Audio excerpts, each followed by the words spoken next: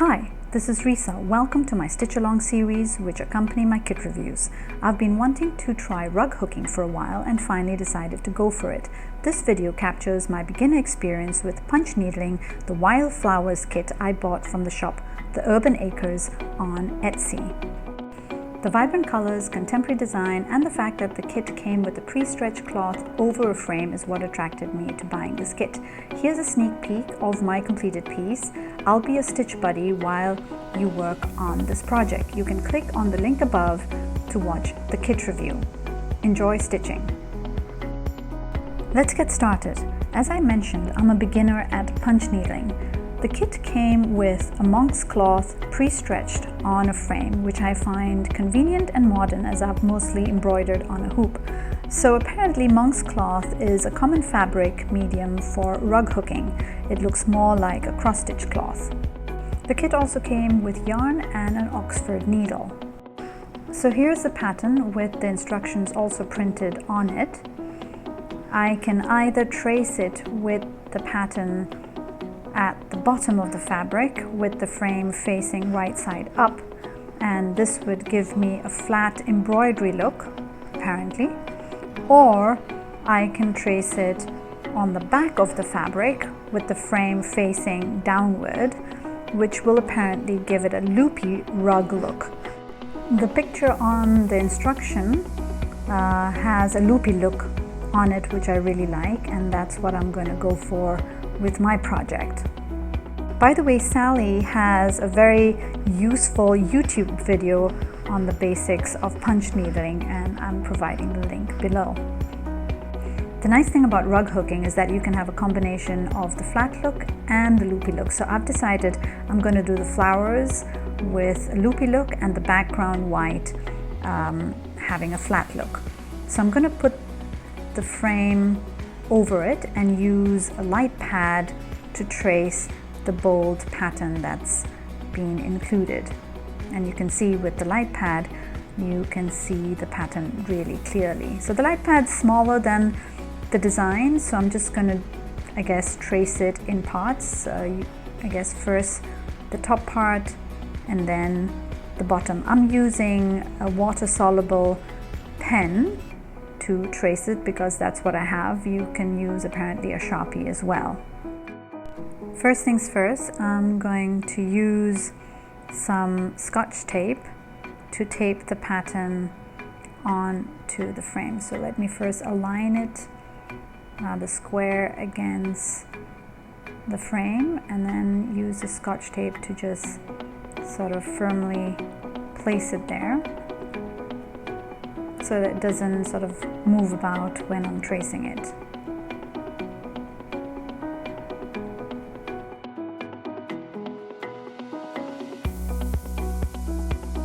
So that's done, and now I'm going to move the light pad under the frame and then sort of just check that the borderline of the pattern is within the line of the frame. And I think I'm going to start tracing the top half first. So I'll need to sort of keep moving the frame a little bit over the light for the parts that are not directly under the light at the moment. So let's see, I'm gonna just trace this. Super easy to do compared to embroidery where the patterns are finer and more intricate. This works really well and is already stress-free for me, I must tell you. Totally enjoying tracing the pattern here.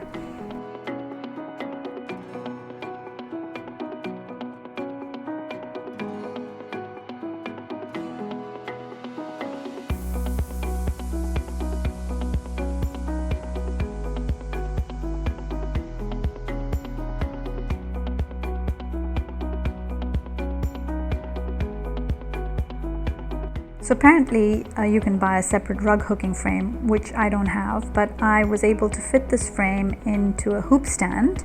The clasps just about got wide enough for me to squeeze this frame onto it, so that's great, and I can screw it tight into place or move it and rotate it 360 if I need to look at the bottom half. So this is perfect. you can click on the link above to see a review of the hoop frame. Now here's the design, and according to the pattern here, it is color coded and I need to follow the color coding sequence. The punch needle already came pre-threaded with a piece of yarn, which is very helpful, and I will be starting with the mustard color as per the color key. So let's see, I'm going to take this out.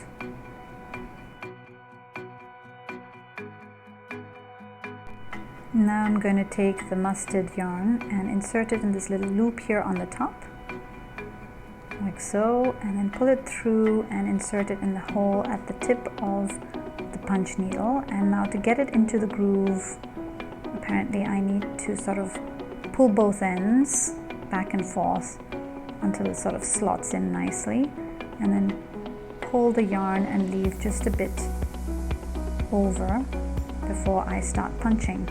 And I have to leave quite a bit of slack in the yarn so it doesn't get caught. So here it is, my first effort. I have punched in a few holes. A bit nervous at this stage because I've never done this. I'm taking it out, so it's super easy to take out the yarn during punch needling. So I'm going to give it another go.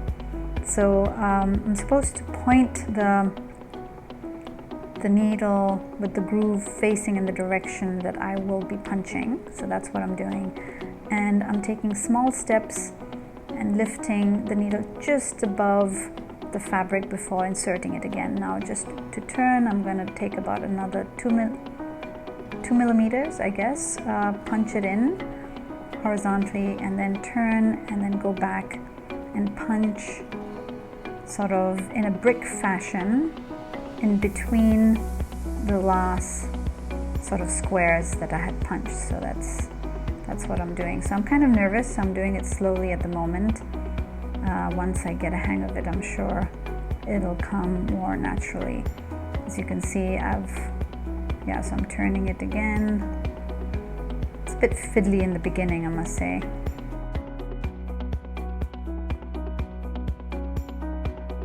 So I'm supposed to be turning actually while I'm inside the fabric, but I haven't yet sort of got a hang of it, so I'll keep trying.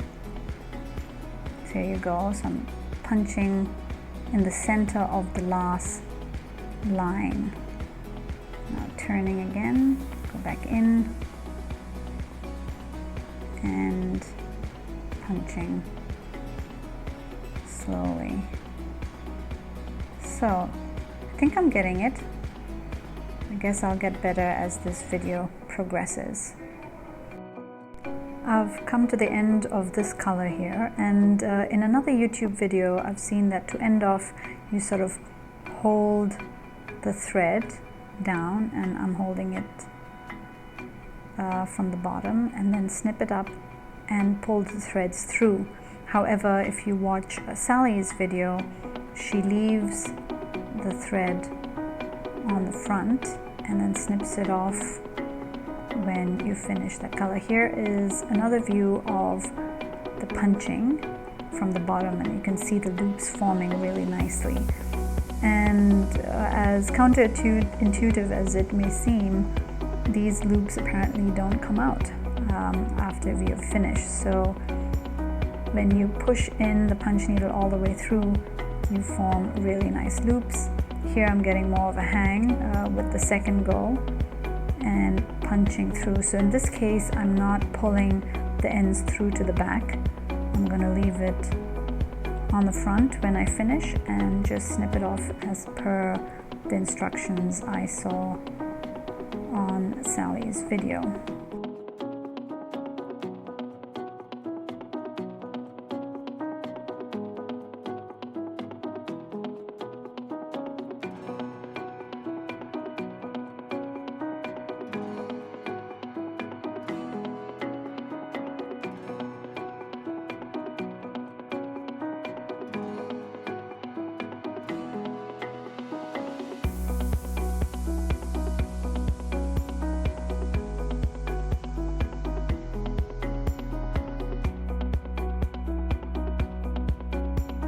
Moving on now to the purple flower, and I'm going to start with the outside with light purple yarn, and apparently the advice is to stick with one color yarn before you change colors. So that's what I'm going to do, and it's getting much more fun now that I'm getting it.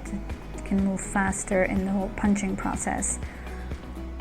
So I'm not sure whether I should have started with the little lines in the center of the petals or with the background. So I've just started with the background, and I can see already that, you know, trying to figure out where the center is will be difficult. So I think when I do it the next time around, I'm gonna punch those lines in first before punching in the background. So learning as I go in this process.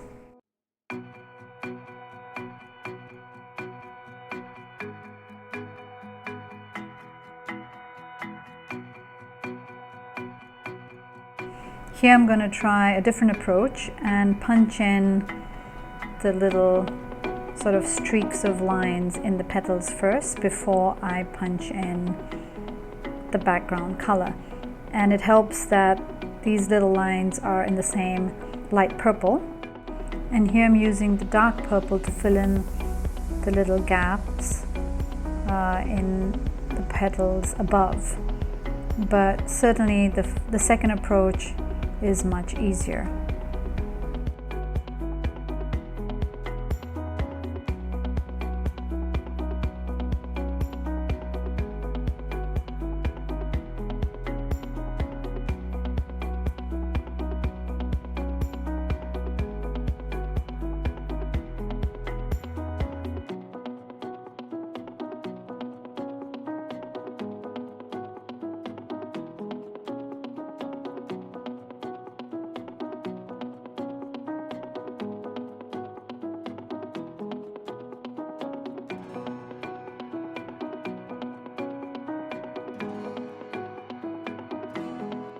Moving on to the peach colored flowers, I'm going to first punch in the red veins of the petals first.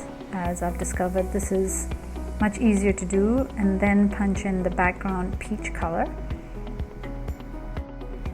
Here's a look of some of the flowers I've completed already. You can see that I've used the red in the flower on the right, and I actually already punched in the deep magenta color for the streaks. So here again I will be punching in the red streaks in the petals before I move to the peach color yarn. I must say that I'm really enjoying the whole process of punch needling. Certainly a very relaxing sort of feeling to just keep punching at the fabric.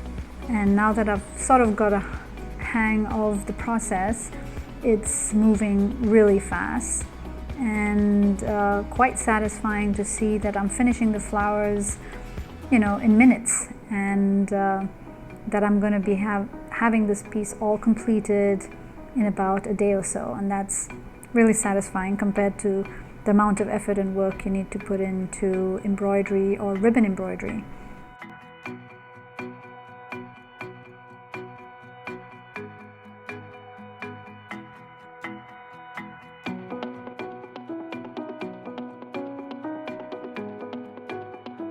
I'll flip the frame onto the right side to just check on the flowers, and this particular one I'm not very happy with because, as you can see in the design, the center mustard color sort of goes all the way to the top to the line, whereas I've sort of put in a red line here, and then this part here is not very defined. And so the good thing about punch needling is that you can just remove all the yarn very easily just by pulling at it like so, and then just redo it.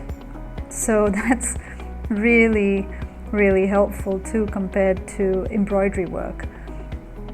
So I'm redoing it here with just one line of white for those veins on the petal, and then I'm going to redo the red. So you have to pull it all out and start from scratch, and that's what I'm doing.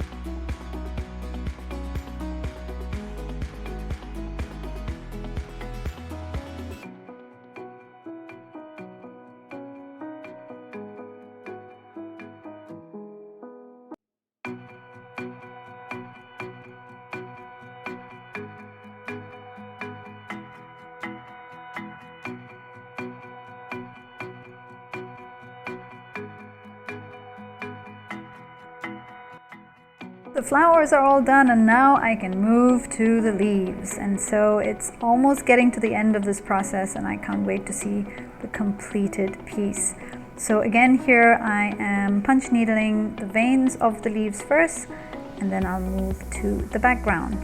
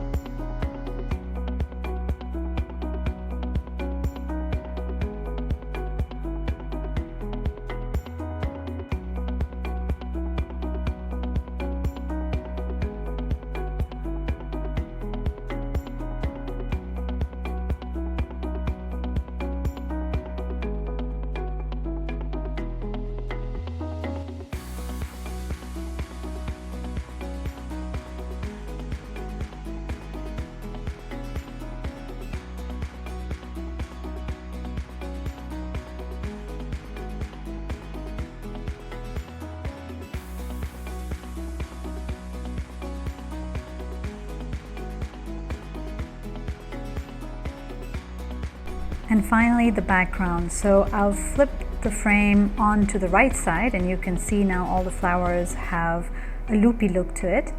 And now I'm going to punch needle the flat part with white in between. So here I get the combination of the flat look or the embroidery look with the punch needle, with the puffy look of the flowers with the loops.